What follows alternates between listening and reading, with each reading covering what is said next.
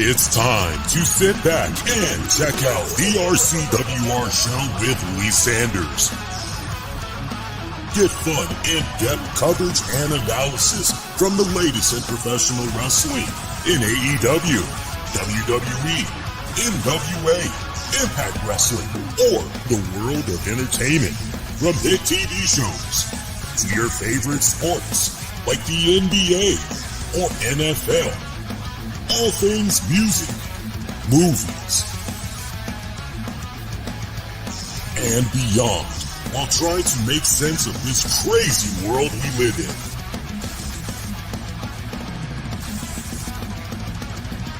All while keeping it honest, insightful, and interactive since 2011.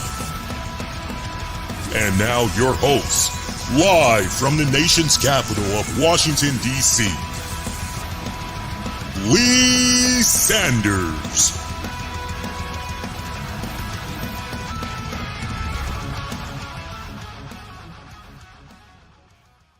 Hey, what is going on, my pretty baby? It's covering the latest in wrestling, entertainment, and beyond since 2011. Lee Sanders with you guys for 6 consecutive nights, y'all. 6 consecutive nights. We are going to be right here live throughout social media. So that includes YouTube, X formerly known as Twitter, Facebook. We are going to be talking for the next 6 nights, breaking down each episode of the Netflix docuseries on Vince McMahon. It dropped earlier today. I thought for sure it was maybe going to be a case where we were going to be teased and maybe we would get an episode each week. I thought maybe they were going to operate that way, but they just went on ahead and said, because that seems to be the trend these days, isn't it? If you look at series such as Sylvester Stallone in Tulsa King, or you look at Power Ghost, or just that whole Power franchise in general, they'll put out an episode once a week. And there's even been some docu-series that operate in that fashion. But in this rare instance, no, Netflix went on ahead, decided to just dump all the episodes for our binging pleasure. And honestly, kind of a smart move, because it would appear, and I've only watched the first 2 episodes, only the first 2 episodes. Now, if you guys want to that binge, you watched all the episodes and you want to put some spoilers out there or some thoughts, you could definitely do that. But I've only watched the first 2 episodes, but we're only going to talk about each designated episode. So I tell you this, in a new interesting development for those of you that aren't aware, because we did talk about it on Monday Night Show.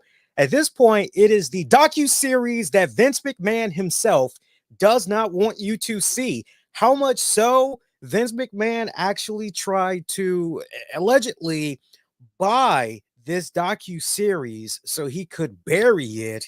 He even had Ari Emanuel of TKO Endeavor try to step up to the plate and go, hey, right? Like, it's kind of one of those, hey, help a brother out here. Come on, man, help me out for old time's sake. For everything I've been able to do, putting money in your pocket, giving you the WWE on a silver platter. Help a brother out, why don't you? And no, Netflix ultimately went on ahead and said, yeah, nah, you can miss us with all of that. We yeah, can't touch this. I mean, that's literally what they said. They said you can't touch this. So look, for those of you that want an idea on the scheduling as far as how we're going to be doing each episode, when we're going to be airing, I have a playlist that's actually up on the YouTube channel. And those times I did my very best to figure it out, map it all out and everything. Those are going to be the times that we're going to be sticking to. I tried to do the times in a way where, okay, for sure, there's going to be a decent amount of people around, but then I also relied on analytics that told me basically the best times that we can try to get as many eyeballs on the content as possible in the event that we go live and everything. So look here, you're going to hear me say, I honestly feel, and I'm going with my gut instinct after watching the first episode and then being reassured on episode 2, you're going to hear me put out a recurring statement, which is, tell me something I don't already know. because I'm going into this, and I went into this very optimistic.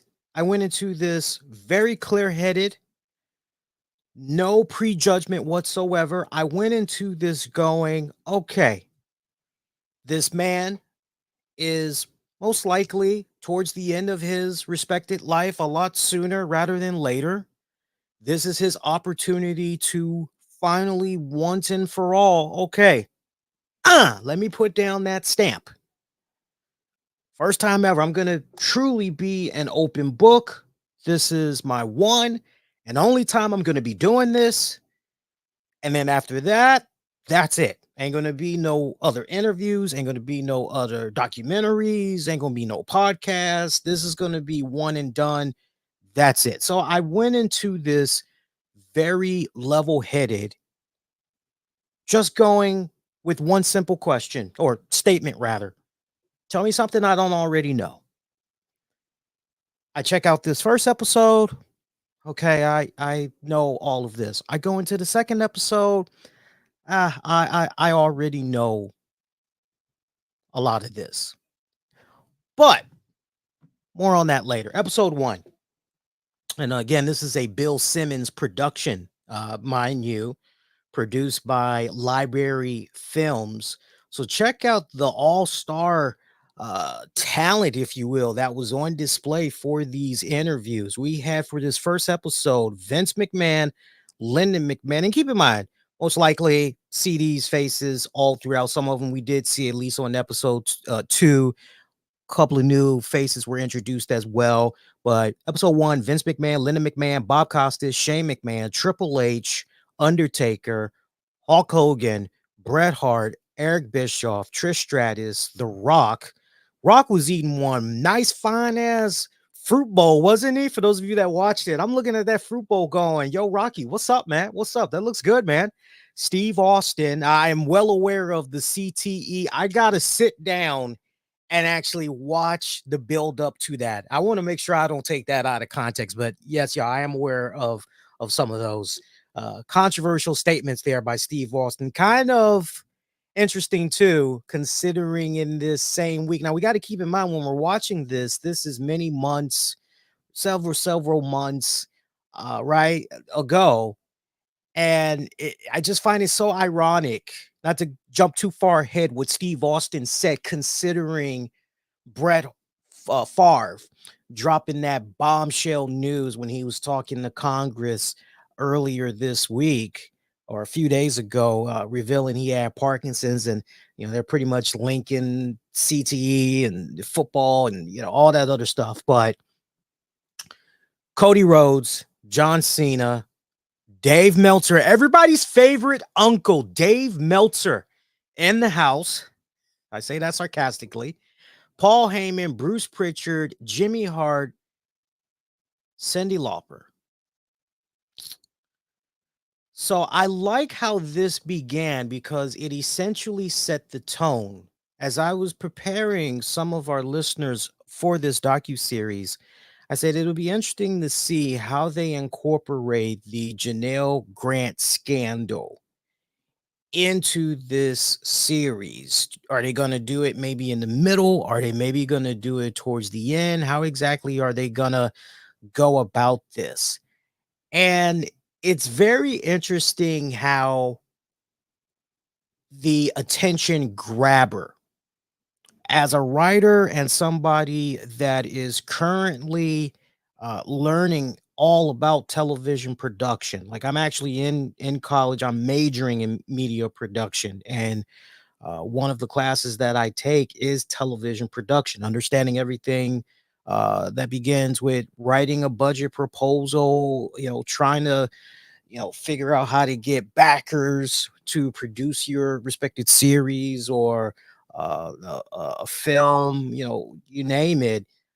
I was very curious going into this, knowing about the Janelle Grant. How were the production team going to go about addressing this in the documentary? And the fact that they use that as an attention grabber with the very first episode, within the first 90 seconds, basically, you're going, Oh, okay. Well, to somebody that maybe isn't familiar with everything that's going on, this is a nice attention grabber. You're essentially having them, oh, wow, what happened? How did it get to this point? What the hell?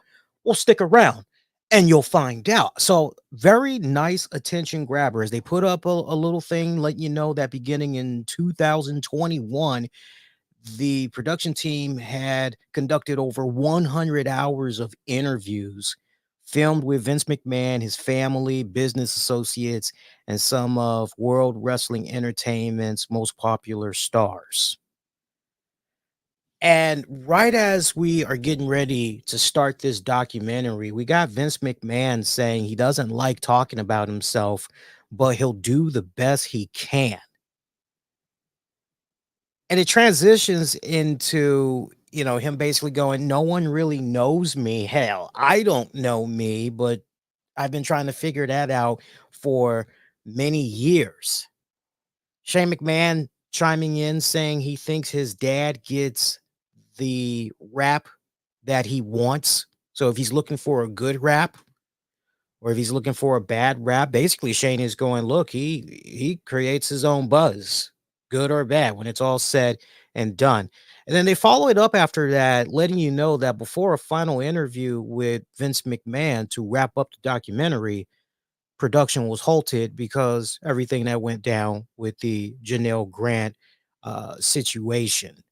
So takes us to June 15th, of course, of 2022. You had the $3 million settlement, the affair. Ted Mann, reporter for the Wall Street Journal, also Joe Palazzolo with the Wall Street Journal, documenting all of that. Talking about the unanimous tip that one of the WWE board members had got about a salacious scandal that was going on. Also, a heads up that, there's a lot more to this that meets the eye. There's more to this under the surface. Need to continue to investigate. June of 2022, Vince paying the hush money, other NDAs that are discovered, government investigations, stepping down, returning, selling the company, then the lawsuit, then everything culminating in January of this year, 2024, Vince McMahon stepping down in what appears to be permanently.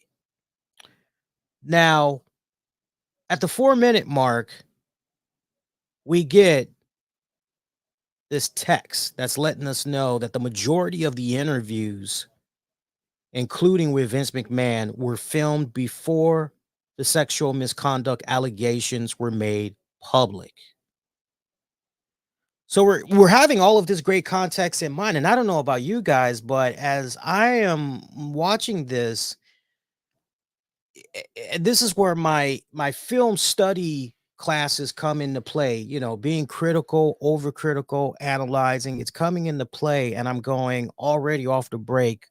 5 minutes into this, I can already tell the original vision of this docu-series. I can already tell the original intent that was applied here with this documentary. It kind of came off to me as if initially this was supposed to be some type of, I don't want to say a love song to Vince McMahon, but this was almost supposed to be somewhat of a, let's learn more about this man. What made him who he is? What makes him tick? How come this guy really does not get his flowers for all the contributions that he's made to the wrestling industry as a whole? What's going on here? What, right? So my impression, everybody can be different, but I'm just letting you know my original interpretation. I'm going, okay, obviously the original message, the original impressions that it seemed the documentary team wanted to leave on viewers, that's the direction I'm going. But then obviously with everything that happened with the Janelle Grant situation, now you're pivoting, right? So again, oh, how did we get to that point with all the scandals, with the allegations, him stepping down? How did we get to that point and everything? there was something that really set the tone for me as well with this docu-series and what we could expect, because Vince McMahon has been such a private person. We've only gotten a few glimpses. We only know, but I remember for years upon years, nobody even knew that Vince McMahon had a brother. I'll never forget that. Nobody even knew that he had a brother. It's not like he's talking about him all the time, throwing his name out there or anything like that. It's not like you can go online and you're always seeing pictures, with him and his brother and all that. Not like that whatsoever. So, but one thing that I found very, very interesting that really just let me know, don't expect much. And if you were to say to me, damn, Lee, looking into the crystal ball, yeah, you're pretty accurate about, yeah, Vince McMahon ain't really going to say much. He ain't going to give you that much. To the point, this line, I just is all I needed to know. I wish I could tell you the real stories. And you got the production team going, well, why don't you? And he's like, no, no, no, no, no, no, I'm not going to. But I will give you enough that's semi interesting. I don't want people to really know me. Well, goddamn, brother, this is a documentary about you, about your life, about your whole story, and your involvement in the wrestling industry and all that. This is your opportunity once and for all to lay it down. Lay it down. Address any controversies. How do you want people to remember you? Just the dot. Like, this is your opportunity. So that kind of told me all I needed to know as far as what I essentially could expect and everything. Now, one thing that I did find eyebrow raising, because I really didn't know that much about Vince McMahon coming into power and all that. I didn't know that as far as Vince McMahon Sr. goes, I did not know that he did not meet his dad until he was 12 years old. That I did not know. I was just always under the impression that Vince Jr. always knew about his dad, always had the access to him. I did not know that he did not know who his father was, let alone what his last name was until pretty much 12 years old. Here's your dad. That definitely struck a chord with me. And I could just tell with him talking about that alone, that was a very sensitive topic to dive into. I wouldn't be surprised to the point of maybe he stopped a couple of times in talking about such a sensitive topic like that. We all know about him living in the trailer home with his mom, uh, the abuse that he used to go through with his stepdad, but I did not know that his father, those first 12 years of life, basically was never in the picture. And in those first 12 years, I mean, those are critical. Those are critical in the development of a child's life. They got all these really great studies that's out there that pretty much say, hey, look, by the time your kid hits 8, 9, or 10, their personality is already going to be intact. They pretty much have a general idea and general outlook of the world, and that pretty much is going to be it for them. Going into their teens slash adulthood and all that. So you find that particular period of time for Vince McMahon and all the stuff that he went through. I gotta tell you, and I know they brought up the whole referee Rita Chatterton. I know they brought her up later on during this episode, and that is pretty much the first allegation that's jumping out there. And the fact that everybody looked at this woman and said, she's just crying wolf. She's just, she lying her ass off. Pay her no attention. Thinking about that, thinking about the other alleged allegations that's happened over the years, you name it, thinking about what's going on with this current situation, you just can't help but go back to that period of time in those first 12 years of Vince McMahon's child development and his outlook on women, the treatment of women, seeing what's going on with his mother and all that. You may say on the one hand, and let's also, not forget the infamous Playboy interview. And I was very surprised they did not reference the Playboy interview. I was very surprised they did not mention that because, remember they also had mentioned there was some molestation that was going on there with Vince McMahon. I can't help but wonder if they did touch upon that subject and he offered no comments. Now, I might be jumping ahead a little bit. Maybe it was covered in future episodes, right? Well, but this is stuff that I'm thinking in real time as I'm watching this. Because again, my thought process in watching episode one is tell me something I don't know. But thinking about the way his mom was treated, seeing how his mom was treated and everything, you just can't help but wonder if that had a profound impact on him as far as how he goes about treating women. Something to kind of have in the back of your head there, really, really it is. But upon meeting his father, finding out his dad was involved in wrestling, he's looking at that, thinking that it's pretty cool and everything. And then here's something else too. We were talking about the whole abuse and everything. How about that first time that Vince Jr. met Senior? After all these years, and he's thinking he's going to get a nice big old hug from his dad or whatever, and he just pretty much gets that a boy, pal. This is a pat on the back. Jesus, I mean, looking for acceptance, looking for that comfort, looking for that everything's gonna be all right. You don't have anything to worry about. I'm here now. You're looking for something like that, and you don't get that. I can only imagine how actually no, I don't need to imagine. I pretty much I can relate to a lot of what was going on here with the father-son relationship. I can relate to that. So eventually, Vince Jr.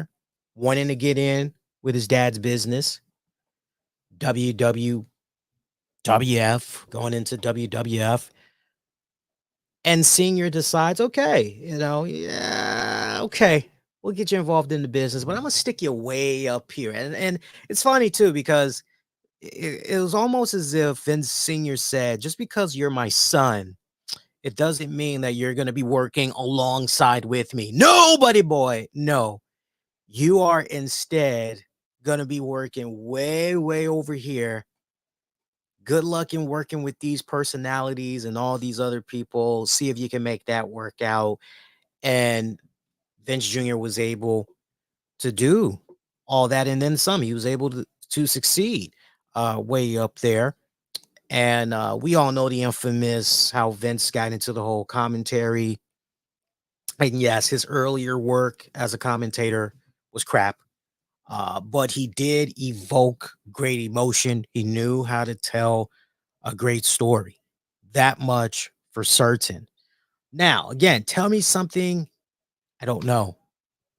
Did I know about Gorilla Monsoon being the original heir to the throne? Somehow that escaped me over the years.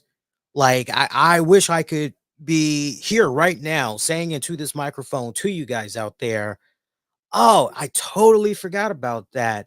But I never, and I've read, quite a few books as far as the wrestling goes, but somehow that escaped me. Don't ask me how. Somehow that escaped me though. But originally, the heir apparent was supposed to be Gorilla Monsoon. But now that you got Vince Jr. entering the picture, Monsoon feeling threatened, and he should, because Vince Jr. is looking at all this and he's going, "Hey, I can do some things with this here. Like I can." To the point, he eventually steps up and says, "Look, don't sell it to Gorilla, sell it to me." And the stipulations that came with that, talk about a hefty, hefty price to pay. Okay, give me X amount of money. And they made the arrangements. Give me X amount of money in these installments, which is fine. If you miss even one installment, not only do I get the company back, but you don't get your money back. And whether or not Vince Sr. was doing all of these things because he was trying to stack the deck against his son, that remains unknown. Because if he's not stacking the deck against him, then maybe you could make the argument he was doing what he was doing to toughen him up and let him know that, look, it isn't always going to be easy in this respected business. You know, you're going to have to make some tough choices. If you really want this, this is how it's going to be. Or maybe it's a combination of both. Like, sadly, we don't really know, because it's not like, according to Vince, they were very intimate with one another to the point of having uh, you know, father-son conversations and all that. It pretty much would just always be about the business and everything. So some very interesting stipulations that was going on there. We already know about the whole territorial system. If you're a wrestling historian or a wrestling fan of particularly yesteryear, territory days and all that, you already know about that system. Nothing really new that we learned from that. Vince McMahon deciding that, okay, look, I know there's this good old boy system that's in effect, but I could care less about it.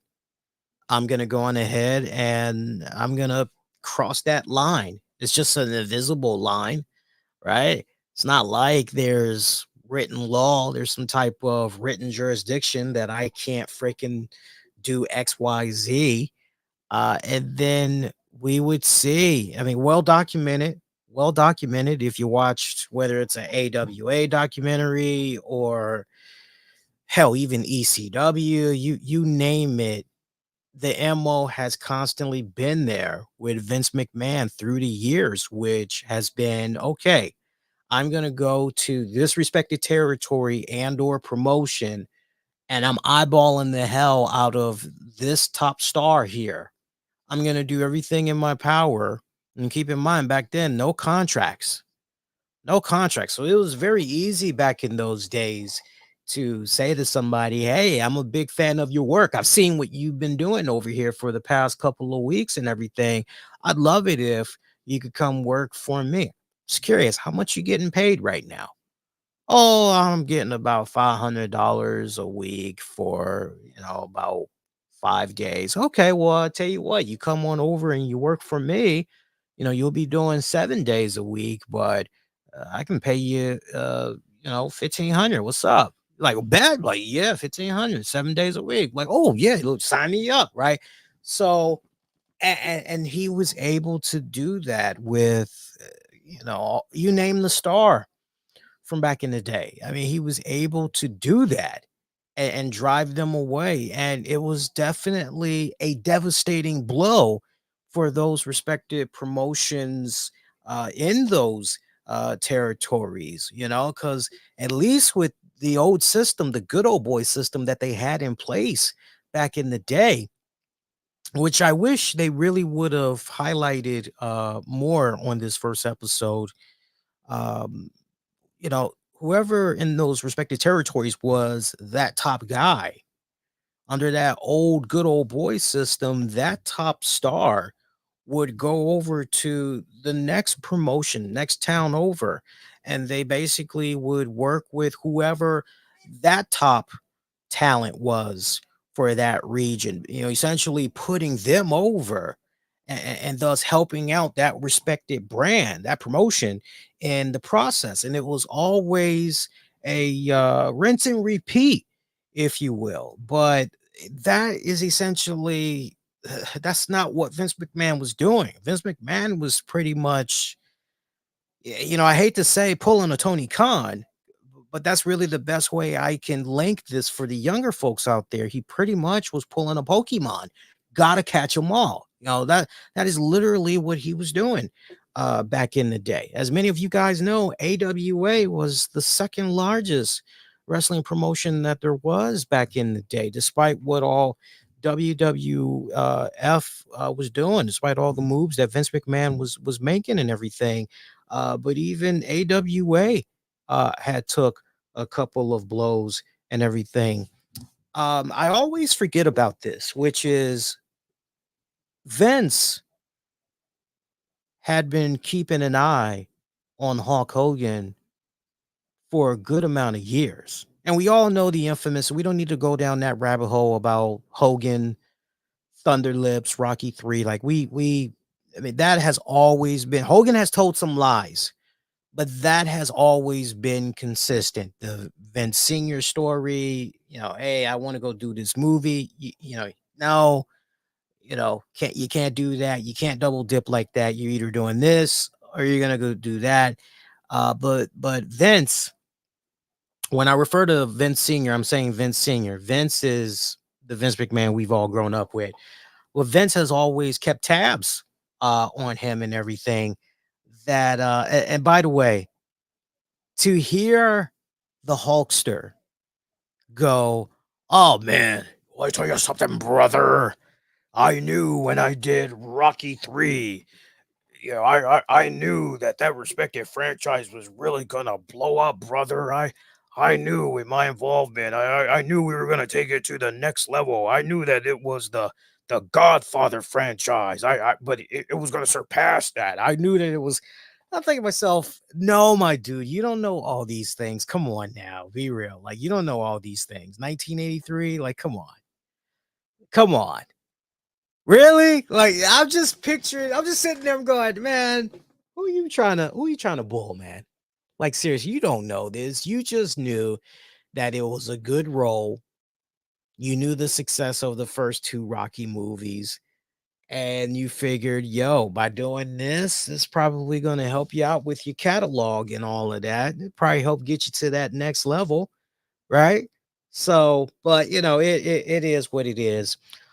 Dave Meltzer, how he likes to do revisionist history, because he had the line on this episode 1, which is, and we're talking about the whole expansion, right? That's the main thing that we need to hold man on, right?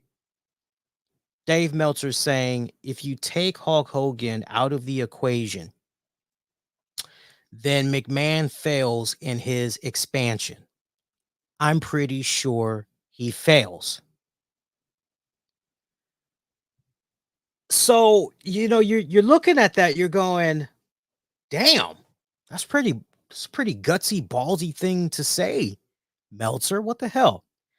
Shout out to the social media account Meltzer said what, because right as I was thinking this, as I was watching episode 1 earlier today, I'm like, this is bullshit.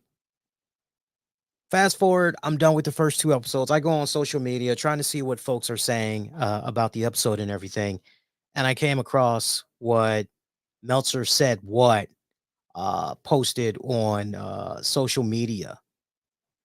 And they said 1984 Wrestling Observer Newsletter Yearbook. Number 1, Hulkamania 1984. Number 2, Most Overrated. Number 3, Wrestler of the Year. If the WWE had lost Hulk for whatever reason, whoever his replacement would have been could do every bit as well at the gate. Keep in mind, Meltzer said on this doc, Vince McMahon, the whole expansion, all of that wouldn't have been successful. Don't think people comprehend in this era about the true game changers like Hogan and Austin or whatever, right? But just home in on what he said, Meltzer said in episode 1. So meanwhile, you've got these interesting little notes that Dave Meltzer had said way back in the day here. And I quote, Hogan isn't good, but he isn't nearly pathetic. Junkyard Dog is one of the worst wrestlers I've ever seen.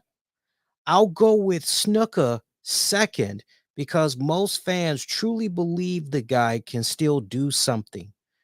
Third was tough between Rhodes, Dusty Rhodes, and Stud, Big John Stud. But Dusty gets my nod. I'd like to make special mention of Mike Von Erich as well. Mike isn't as bad as JYD, Stud, or Dusty and shows more than Snuka, right? So, something else. Now, some of you guys are going, who's the number one choice then? Who did Meltzer say was his number one choice? Flair is the obvious number one. If WWF had lost Hawk for whatever reason, whomever his replacement would have been, again, could do every bit as well at the gate. If the NWA had lost Flair, well, it's not a pleasant thought. I picked Super Tiger second because he was the key in making a promotion with a different philosophy, a viable one, not to mention his great skill and the news he made in the first 6 months not wrestling. So that gives you some very interesting, stuff going on there. Something else that he had mentioned as well. 1983 resurfacing here, and something else that Meltzer had said here. 1983, when Vince McMahon Sr., while on tour of Japan, offered Hulk Hogan a lucrative deal and the WWF World Championship to get him to defect from the AWA. Things happened in a hurry at that point with no fair warning. Bob Backlund dropped the WWF crown to the Iron Sheik, Madison Square Garden on December 26, 1983. The Hulk and Gene Okerlund were introduced just days later on TV taping done in St. Louis. Subsequent Madison Square Garden show on January 23rd, 1984 saw Hawk win the title, stopping Sheik in just 5 minutes before over 26,000 fans, which packed both the Garden and the Felt Forum, with thousands turned away. Visually, Hogan made the perfect world champion. He was 6'5", 280 pounds, tanned and bleached blonde. In addition, he gained some fame among Titan Sports' new target group, the young, easily manipulated rock audience, which for the most part had shunned pro wrestling.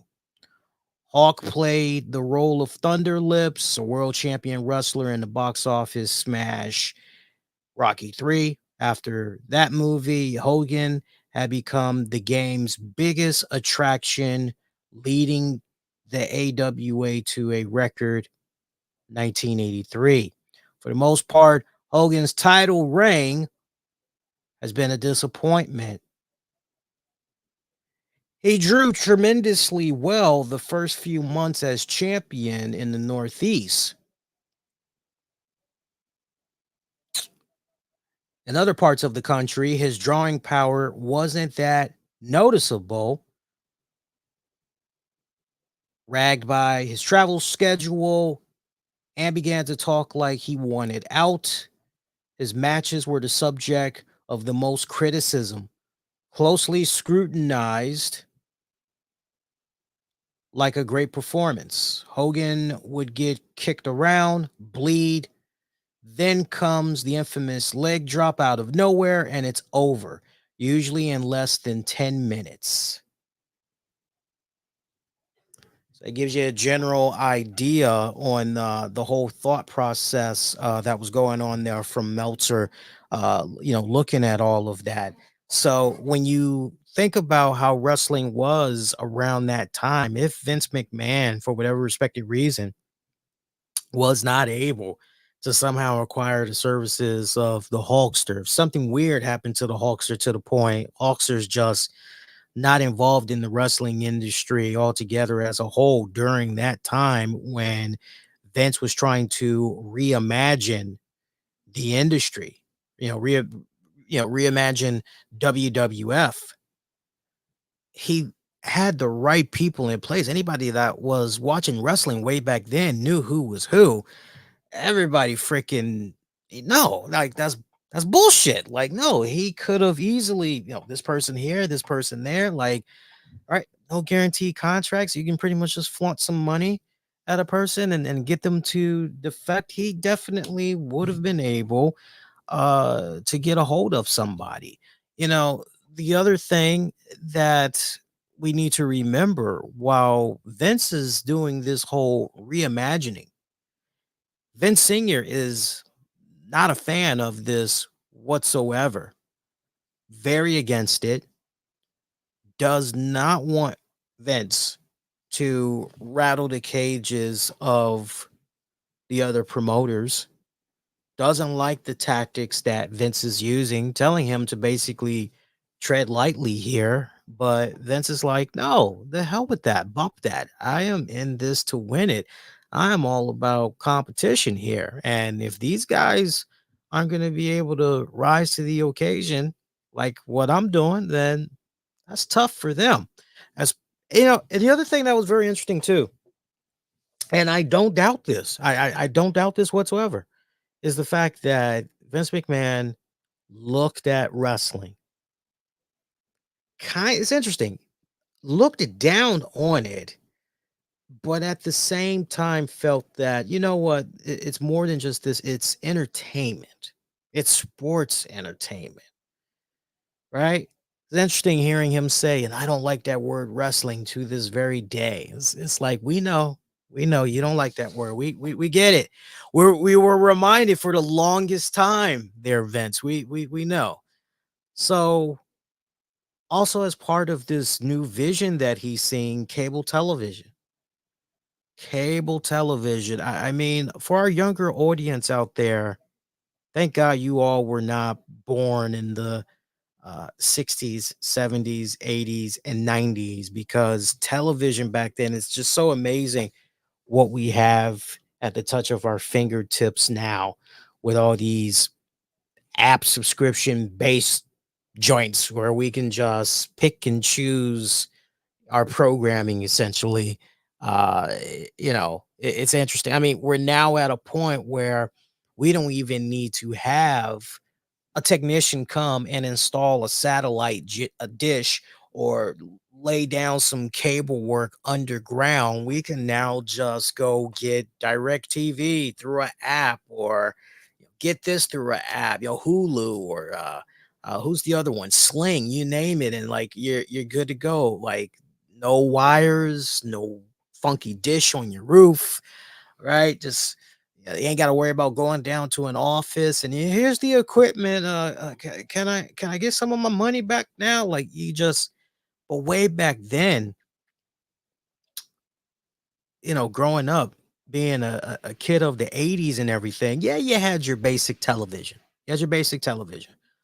But once cable came around, it was the new, it was the new shit. I'm being honest. I'm being totally honest. I'm not over exaggerating.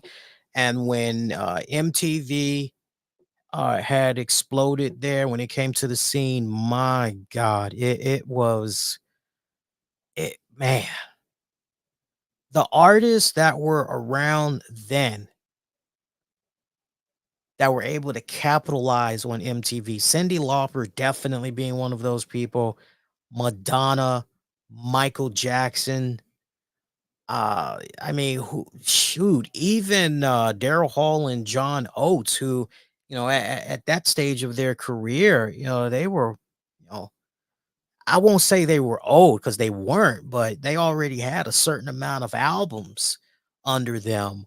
But definitely thanks to the MTV era, they were able to usher in new fans. They were able to ride that wave of pop rock music back then. Journey as well, Aerosmith. I mean, you name it.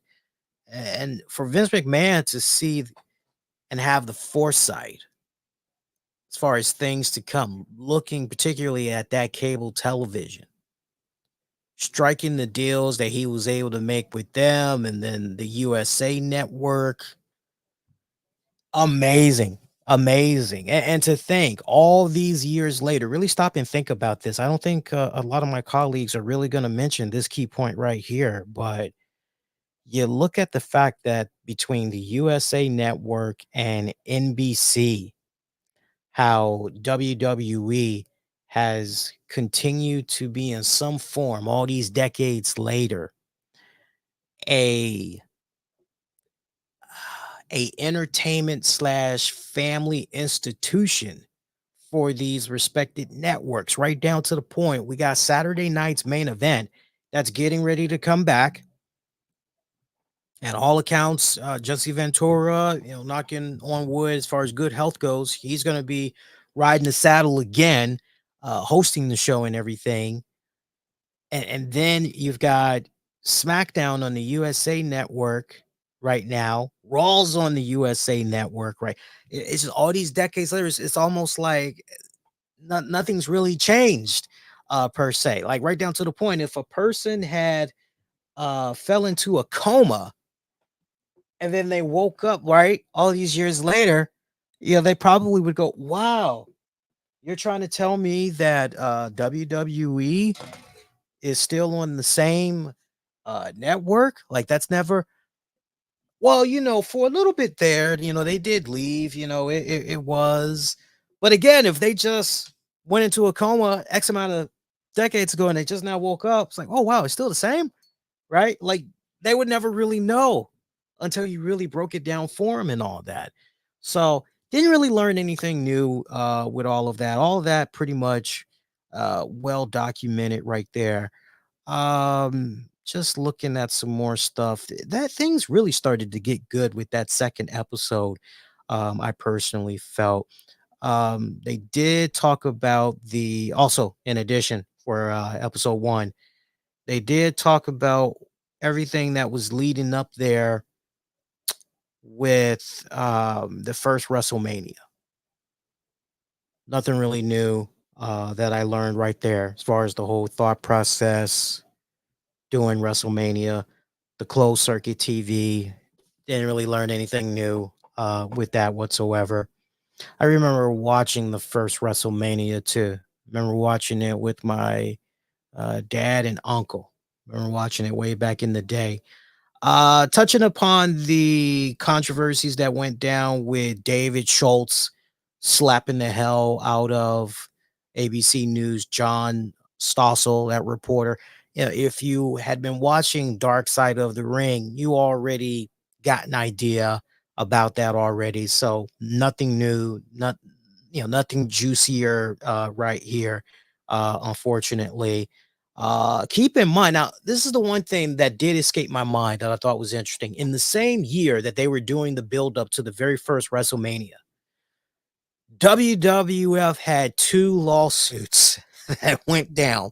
One was from Stossel, and then the other one was from comedian slash actor Richard Belzer when he appeared on some talk show, or maybe he was hosting the show, and Hogan put him in that sleeper. Oof. So you had two lawsuits that went down right there, and we did get an update in regards to those lawsuits. In 1987, Stossel settled his lawsuit against WWE for whatever the amount was that pretty much, I would imagine undisclosed. 1990, so a couple of years just after that, Richard Belzer, his lawsuit against Vince McMahon, Hulk Hogan, and Titan Sports, aka WWE, that pretty much had got settled. And from what I remember of that, Richard Belzer was able to use the vast majority of that money, and he had got himself a really nice home or two, and he pretty much had those all the way up until he died. Because remember, he did die. What was it? I think he died 2 years ago now. I'd be shocked if it was three, but I'm pretty sure he died about 2 years ago, give or take. So, you know, nutshell, learning more about Vince McMahon, upbringings, what led him to the doorstep of WWF, thought process with the business. the stars that he would acquire, everything leading up to the very first WrestleMania. And look, you take away, I would like to believe that if you took away the MTV rock and wrestling connection, if you took that away, I think the real question that needed to be asked on this very first episode is whether or not the WWF still would have been as successful. Because think about the demographics that WWF was going for. Think about the audience that Vince McMahon was trying to go for. He wanted to go for the kids. He wanted to go for that homey feel. He wanted to go for that good feel moment, lighthearted moment and everything. He wanted for it to be a case back then, hey, take the whole family, take the wife, take the daughter, take the son, take your grandma, take the whole family, come to our joints, right? But he really was homing in there on the teenagers, on the little kids. Those were the ones that he really was zooming in on the most, so much so to the point that when Hogan was doing his thing, look, growing up, experiencing it in real time, at one point being a Hulkamania fan, and I definitely at my peak during the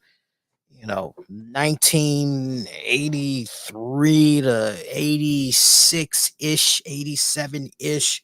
I was a huge Hulkamania fan.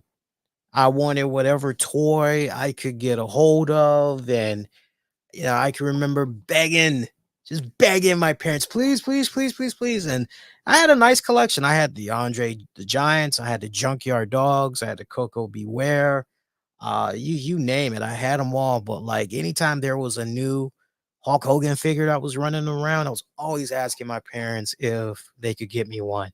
I would have the bandana, the t-shirt, I mean, whole freaking 9 yards, man. Was the number that they put out there? Over $200 million in WWF merchandise, pretty much during, I guess, Hogan's tenure, like as far as what was being generated. I don't know if that was like 200 million in a year or if that was just over the course of a few years, but that their marketing strategy campaign from way back then, they hit it on so many marks. They hit it on so many marks, and that all was because of how Vince McMahon strategically went about presenting these larger than life athletes to the household audience, whether it would be with his talk shows on TNT or uh, it was a case where he would maybe do some type of a cartoon or you name it.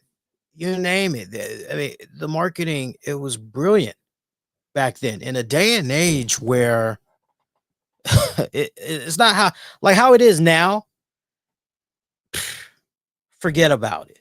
But back in the day, Saturday morning, Sunday morning cartoons, to be able to put wrestling on and do, oh, I got a, my furry little daughter. I didn't know she came in here to visit me. I figured she was going to come visit me at some point. Cool. But I mean, every single commercial break back then, you know, literally the way the commercials were growing up as a kid back then, it was, ooh, that cereal I want. Mommy, get that for me. Ooh, mommy, new WWF gimme. Right? I mean, every single commercial break, that's how it was essentially. That's why, largely in part, you don't see cartoons dominating the airwaves now like it used to be way back then. But definitely Vince McMahon, WWF, they were able to capitalize like a mofo back then.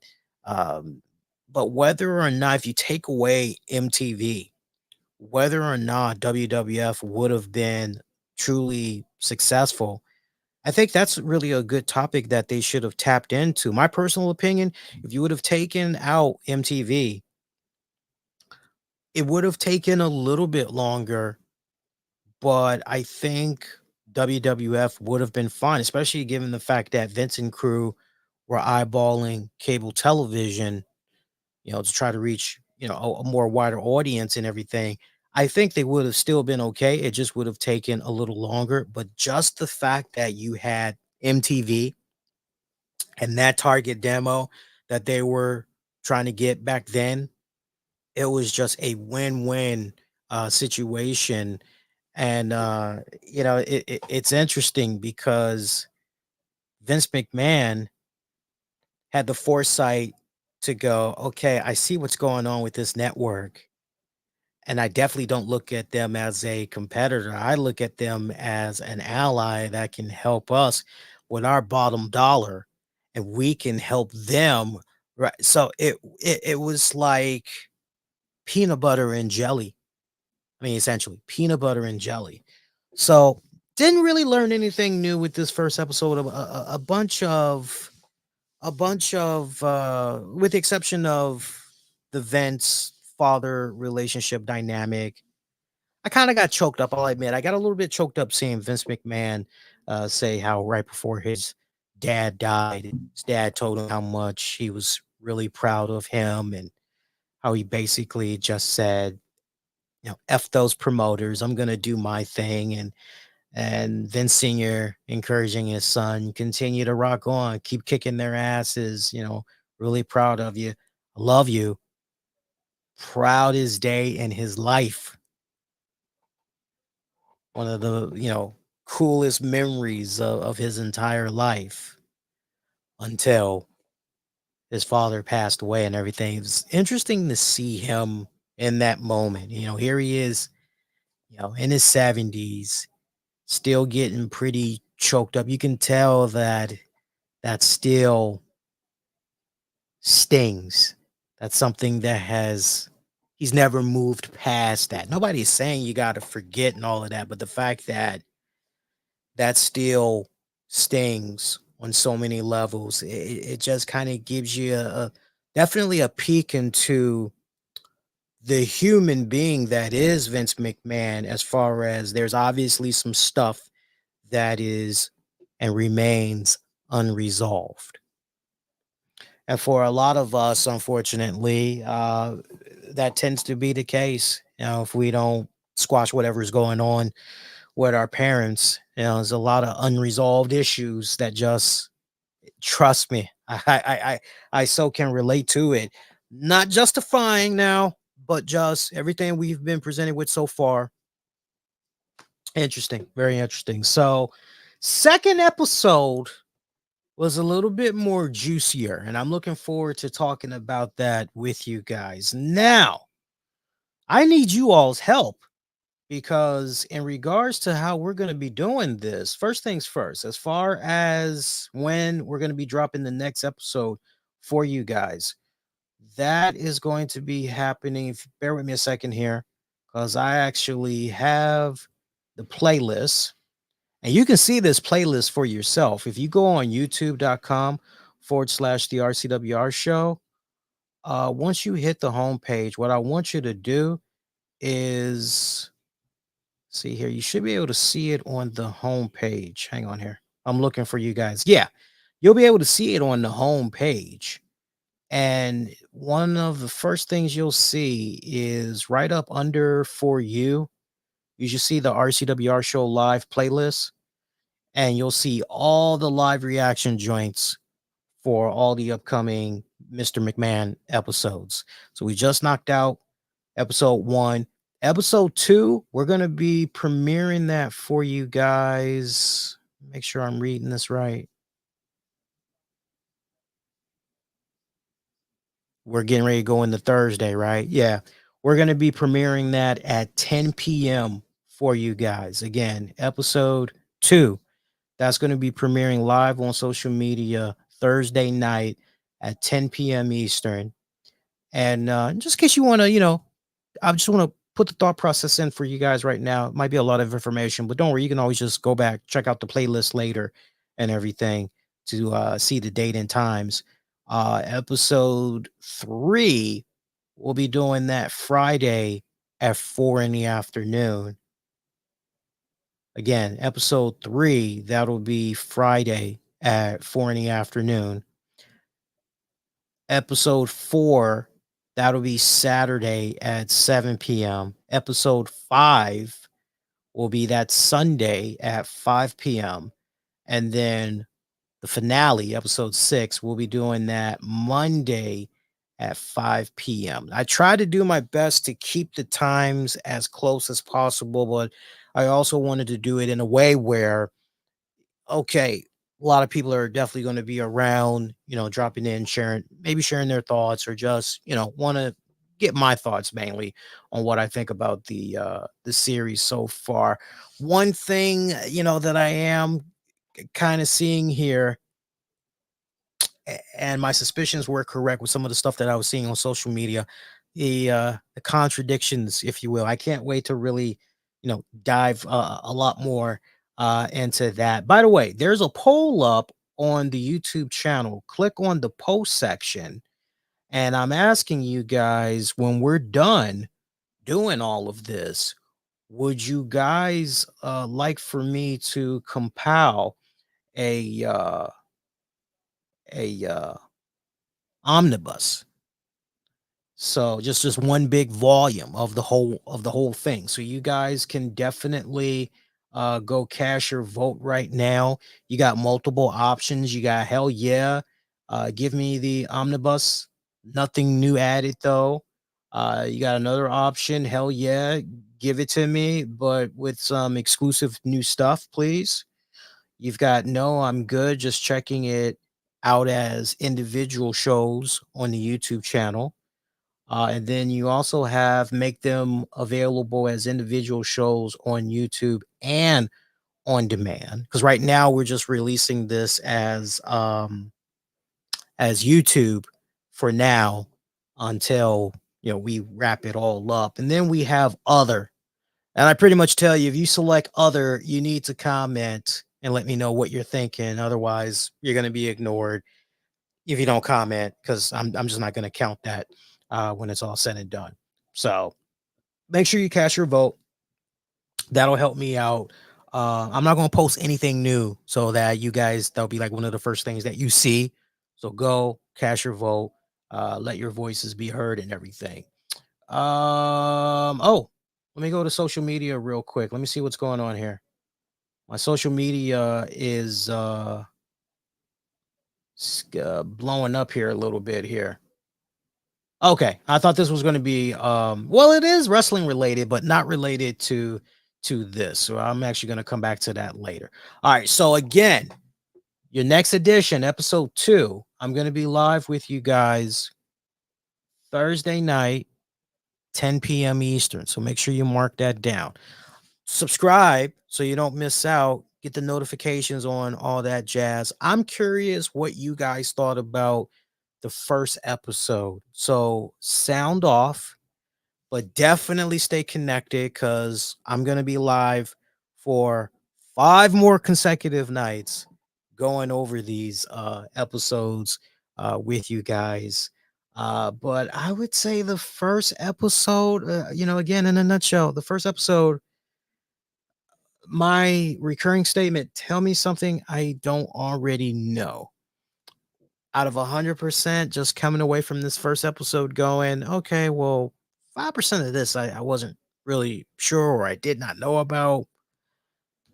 But production value wise, they're definitely, it's on point. I'll definitely give them that. Stay connected to me all throughout social media. Use the keywords, the RCWR show. And until next go around, my pretty baby. So wishing all of y'all to be safe. Most importantly, be kind to one another. I will see you guys for episode 2. Take care, y'all. Peace.